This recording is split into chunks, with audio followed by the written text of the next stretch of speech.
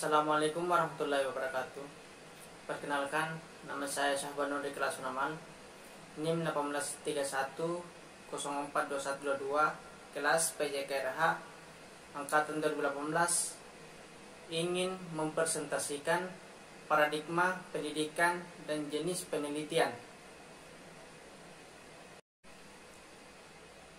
Paradigma penelitian. Paradigma adalah suatu cara pandang, cara memahami suatu kerangka pikiran, sedasar keyakinan yang memberikan arah pada tindakan. Dalam dunia ilmu pengetahuan dikenal dua paradigma besar. Satu, paradigma positivistik, paradigma interpretatif. Paradigma positivistik adalah suatu paradigma yang menganggap bahwa ilmu didasarkan pada hukum-hukum dan prosedur-prosedur yang baku. Ilmu dianggap bersifat deduktif, berjalan dari hal yang umum dan abstrak menuju yang konkret dan spesifik. Ilmu dianggap bersifat nometik, yaitu didasarkan pada hukum kausal yang universal dan melibatkan sejumlah variabel. Paradigma interpretatif adalah suatu paradigma yang menganggap bahwa ilmu bukan didasarkan pada hukum dan prosedur baku. Setiap gejala peristiwa bisa jadi milik makna yang berbeda. Ilmu dianggap bersifat induktif, berjalan dari yang spesifik dan konkret menuju yang umum dan abstrak.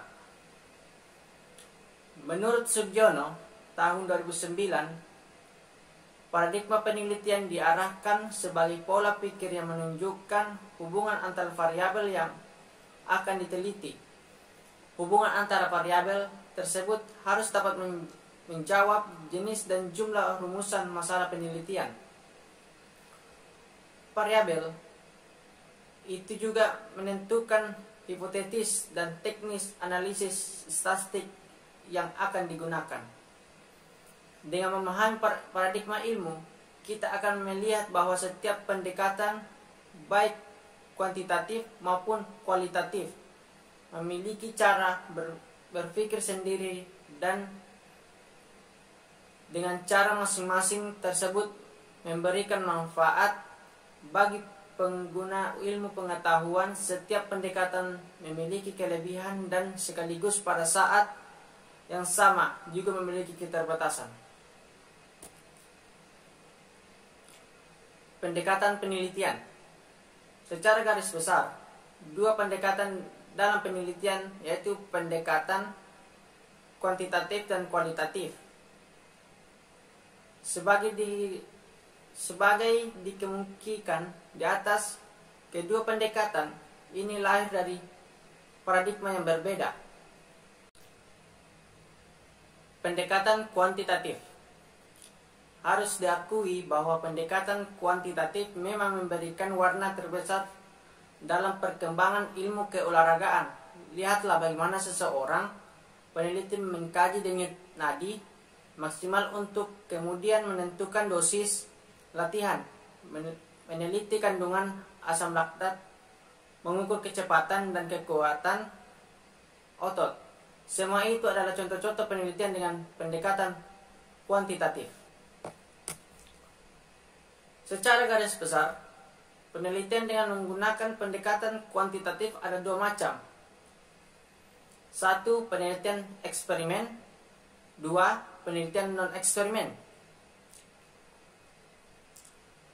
Satu, penelitian eksperimen adalah suatu penelitian yang dilakukan secara ketat untuk mengetahui hubungan sebab akibat di antara variabel. Salah satu ciri pokok dari penelitian eksperimen adalah adanya perilaku yang diberikan kepada subjek penelitian. Sebagai contoh, Jika seseorang peneliti ingin meneliti tentang pengaruh latihan beban terhadap peningkatan kekuatan otot tungkai, maka dengan cara tentu penelitian menentukan kelompok eksperimen dan kelompok kontrol. Kelompok eksperimen diberikan latihan beban, sementara kelompok kontrol tidak. B.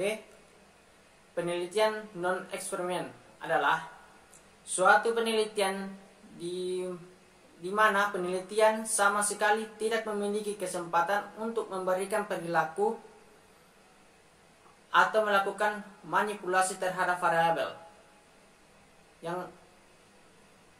yang mungkin berperan dalam munculnya suatu gejala. Sebagai contoh, seseorang peneliti ingin meneliti bagaimana dampak kebiasaan merokok terhadap keluhan kesehatan. Dalam kaitan ini, melainkan mencari orang-orang yang memang sudah memiliki kebiasaan merokok untuk kemudian diukur kondisi kesehatannya. Pendekatan kuantitatif. Sesungguhnya tidak semua kejadian dan fenomena dalam olahraga bersifat kuantitatif, dan oleh karenanya harus diselesaikan dengan pendekatan kuantitatif. Pada hakikatnya adalah perilaku gerak manusia di dalam perwujudnya terjadi interaksi antara faktor-faktor yang kasat mata dan tidak kasat mata, seperti dimensi kejiwaan. Pendekatan kuantitatif adalah sebuah pendekatan penelitian yang harus mendeskripsikan dan memahami suatu fenomena secara mendalam dengan penelitian sebagai instrumen utama. Dalam penelitian kualitatif, penelitian lebih tertarik pada hal-hal yang lebih spesifik, seperti mengapa si A berprestasi rendah atau bagaimana si B dapat berprestasi tinggi. Fenomena itulah yang kemudian dikaji lebih dalam oleh penelitian hingga ditemukan jawaban dari persoalan tersebut. Itulah mengapa dalam penelitian kualitatif, peneliti merupakan instrumen utama. Perbedaan pendekatan kuantitatif dan kualitatif.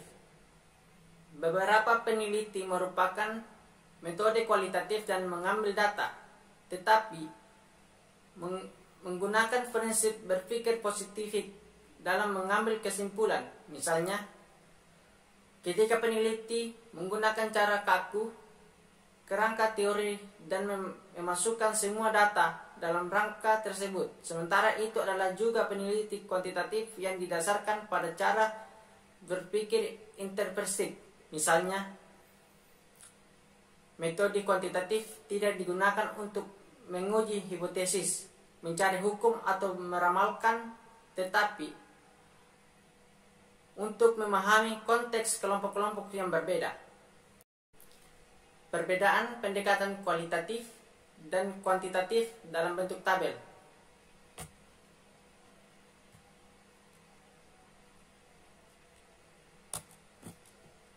Melihat perbedaan tersebut adalah kemungkinan menggabungkan kedua pendekatan tersebut dalam penelitian terkait dengan hal mengusulkan 3 mode, yaitu model 2 tahap. Pada model ini, penelitian melaksanakan kedua metode secara terpisah, tetapi dalam satu rangkaian penelitian. Kelebihan model ini adalah bahwa kedua pendekatan dapat dipisahkan secara jelas. 2. Model dominan kurang dominan. Pada model ini, penelitian menggunakan 2 model, tetapi metode yang satu lebih dominan dibanding metode yang lain. Misalnya, seorang peneliti melakukan penelitian dengan metode kuantitatif mulai dari awal sampai dengan akhir. Selanjutnya, ia menggunakan wawancara untuk melengkapi datanya. 3. Model campuran. Dalam model ini, penelitian menggunakan kedua metode secara terinteraksi. Menurut Creswell, desain ini yang paling krusial. Jika dilakukan secara cermat, justru lebih banyak menimbulkan kebingungan bagi mereka yang membaca penelitiannya. Penelitian kuantitatif adalah penelitian yang digunakan untuk mendapatkan perbedaan yang signifikan secara statistik. Sedangkan penelitian kualitatif adalah penelitian yang digunakan untuk menguji sikap, perasaan, dan motivasi responden. Perbedaan paradigma penelitian kualitatif dan kuantitatif dalam bentuk tabel.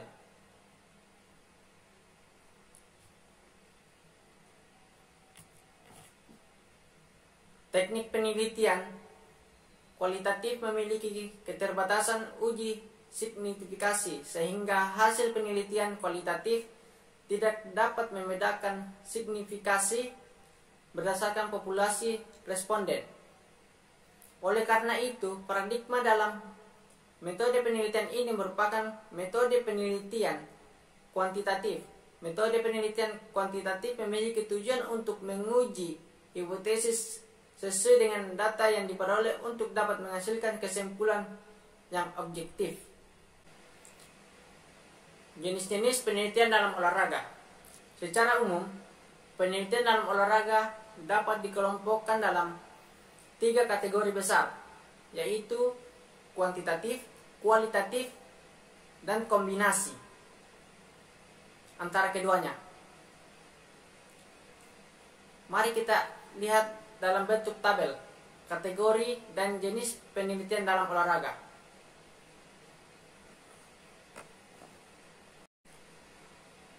Penelitian eksperimen. Penelitian eksperimen adalah penelitian yang dilakukan secara ketat untuk mengetahui hubungan sebab akibat antara variabel-variabel. Salah satu ciri utama dari penelitian eksperimen adalah adanya perilaku yang dikenakan kepada suatu subjek atau objek penelitian. Untuk mendapatkan validitas internal memang tidak mudah. Ada beberapa hal yang harus diperhatikan. Yang pertama, kesamaan melakukan. Artinya, subjek harus mendapatkan perilaku yang sama dan sejauh mungkin dihindari subjek melakukan sesuatu yang mengganggu kesamaan perilaku. 2. Learning. Besar kemungkinan karena lokasi kelompok yang berdekatan, kelompok kontrol belajar dari kelompok yang mendapatkan perilakuan. Jika ini terjadi, jelas akan mempengaruhi hasil eksperimen. 3. Histori. Eksperimen biasanya dilakukan dalam jangka waktu tertentu dan terkadang cukup panjang. Selama eksperimen dilakukan, ada kemungkinan terjadi hal atau peristiwa yang mempengaruhi proses dan hasil eksperimen. 4. Maturation. Seiring perjalanan waktu, pada diri subjek terjadi proses perkembangan dan kematangan yang mempengaruhi proses dan hasil eksperimen. 5. Pretesting. Berdasarkan pretest yang dilakukan, subjek memiliki kesampaian yang lebih tinggi dalam melakukan post-test. Penelitian kaji tindak. Penelitian kaji tindak adalah proses penelitian bersiklus yang bertujuan untuk memperbaiki kualitas pembelajaran di kelas secara berkelanjutan. Ciri umum PTK adalah memperbaiki praktek PBM dalam secara berkelanjutan. Artinya, guru sendiri yang melakukan penelitian melalui PBM-nya. Dari hasil yang didapatkan, kemudian ditindaklanjuti untuk mendapatkan hasil yang lebih optimal dan memuaskan. Lihat pada gambar di bawah ini. Siklus perencanaan, pelaksanaan, pengamatan, refleksi. Refleksi, perencanaan, pelaksanaan, pengamatan, refleksi. Siklus 2. Penelitian deskripsi. Penelitian deskriptif adalah penelitian yang dilakukan untuk menggambarkan gejala, fenomena atau peristiwa tertentu Pengumpulan data dilakukan untuk mendapatkan informasi terkait dengan fenomena, kondisi, atau variabel tertentu dan tidak dimaksudkan untuk melakukan pengujian hipotesis. Bentuk sederhana dalam penelitian dispositif adalah penelitian dengan suatu variabel. Secara umum, langkah-langkah penelitian deskriptif adalah sebagai berikut. 1. Menentukan masalah. 2. Mengidentifikasi informasi yang diperlukan untuk mencegah masalah. 3. Memilih atau menyusun instrumen pengumpulan data. 4. Menentukan sampel. 5. Mengumpulkan data. 6. Menganalisis data. 7. Menyusun laporan penelitian. Penelitian survei. Penelitian survei adalah penelitian yang mengambil sampel dari suatu populasi dan menggunakan kuesioner sebagai alat pengumpulan data pokok. Kuesioner berisi sejumlah pertanyaan yang harus dijawab oleh responden. Ada 4 ciri utama penelitian survei, yakni 1. Menggunakan kuesioner sebagai instrumen utama. 2. Subjek penelitian dalam jumlah besar. 3. Tidak memberikan perlakuan. Dan 4. Menggunakan logika deduktif sebagai kerangka berpikir. Secara umum, langkah-langkah penelitian survei sebagai berikut. 1. Menentukan tujuan. 2. Menentukan sampel atau responden.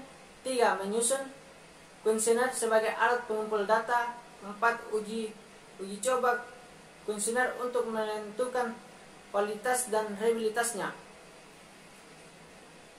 5. Memberikan kuesioner kepada responden. 6. Menganalisis data dan survei. 7. Melaporkan hasil.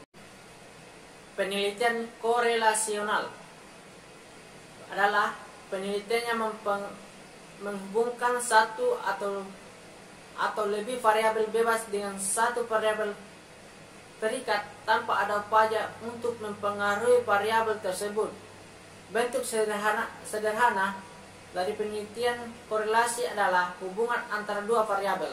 Misalnya hubungan antara intelijensi dengan prestasi belajar, hubungan antara kecepatan dengan kemampuan lompat jauh, hubungan antara motivasi dengan prestasi atlet, dan sebagainya. Adapun langkah-langkah dalam penelitian korelasi sebagai berikut. 1. Menentukan masalah. 2. Menentukan sampel. 3. Menyusun atau memilih instrumen pengumpulan data. 4. Mengumpulkan data. 5. Analisis dan interpretasi data. 6. Menyusun laporan. Penelitian perbandingan.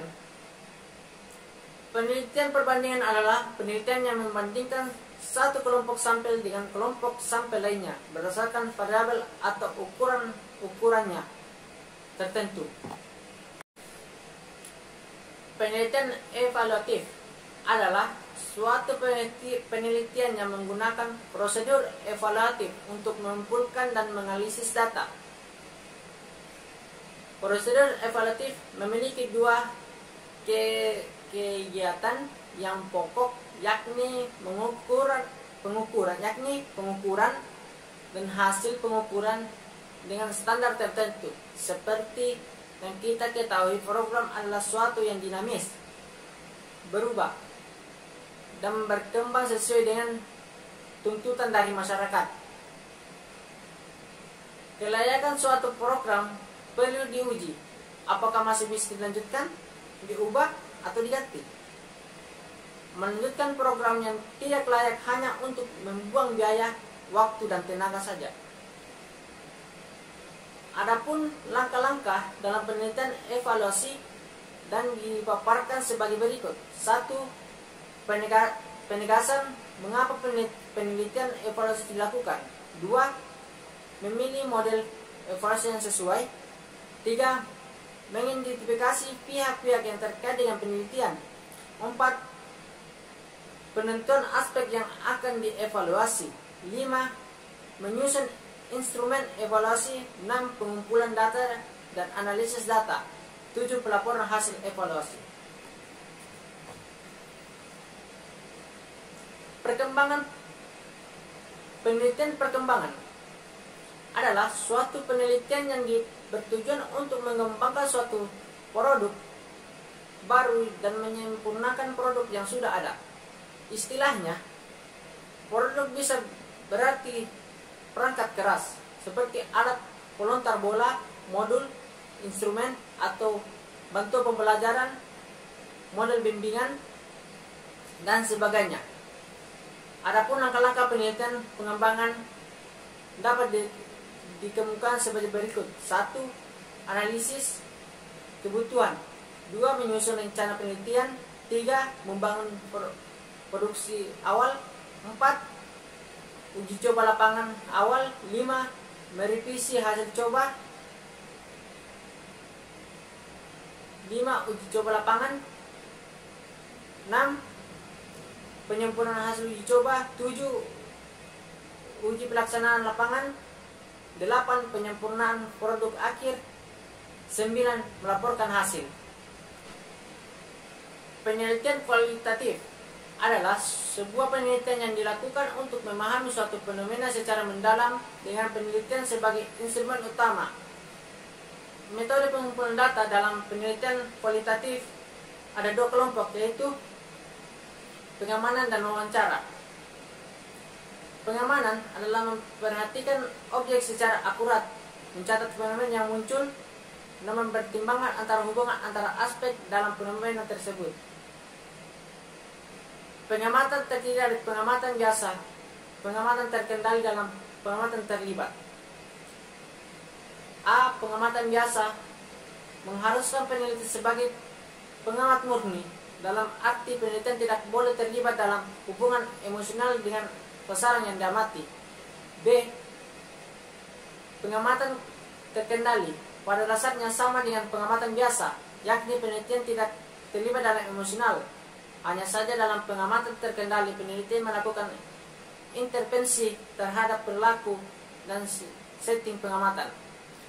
C. Pengamatan terlibat melakukan kehadiran peneliti secara penuh, dan karena itu pula hubungan sosial dan emosional perlu dijalani antara peneliti dan perilaku yang diteliti. Pengamatan terdiri dari pengamatan biasa, pengamatan terkendali, dan pengamatan terlibat. A. Pengamatan biasa mengharuskan peneliti sebagai pengamatan murni, dalam arti penelitian tidak boleh terlibat dalam hubungan emosional dengan secara yang diamati. B. Pengamatan terkendali pada dasarnya sama dengan pengamatan biasa, yakni penelitian tidak terlibat dalam emosional. Hanya saja dalam pengamatan terkendali, peneliti melakukan intervensi terhadap perilaku dan setting pengamatan. C. Pengamatan terlibat memperlakukan kehadiran peneliti secara penuh, dan karena itu pula hubungan sosial dan emosional perlu dijalani antara peneliti dan perilaku yang diteliti. Wawancara adalah percakapan atau tanya jawab yang diarahkan untuk mencapai tujuan tertentu. Wawancara terdiri dari wawancara bebas, wawancara dengan pedoman umum, dan wawancara dengan pedoman standar. Wawancara terbatas. Proses wawancara didasarkan sepenuhnya pada perkembangannya, pertanyaannya secara spontan dalam interaksi alamiah. Wawancara pedoman umum. Peneliti dilengkapi dengan pedoman wawancara secara garis besar terkait dengan substansi yang akan ditanyakan tanpa menentukan pertanyaan deskripsi. Wawancara dengan pedoman standar. Fenomena wawancara ditulis secara terinci lengkap dengan rangkaian pertanyaan. Jenis penelitian ini secara singkat juga telah diuraikan di depan. Yang ingin dikemukakan pada bagian ini adalah bagian proses analisis data dilakukan. Data hasil wawancara atau observasi diserap dalam bentuk yang mudah dibaca. Transkrip yang telah ditentukan ukurannya dibaca dengan cermat dan berulang-ulang untuk memahami konsep atau tema yang menjadi fokus penelitian. Mengidentifikasi mana dari serangkaian peristiwa hasil wawancara atau observasi yang merupakan perwujudan dari konsep atau tema tersebut. Menemukan kata kunci dari peristiwa-peristiwa yang teridentifikasi, melakukan interpretasi kata kunci berdasarkan rujukan yang relevan. Setelah melakukan serangan, proses di atas untuk tiap statistik, kemudian disusun tema-tema dan kategori-kategori sehingga menampilkan pola-pola antar tersebut.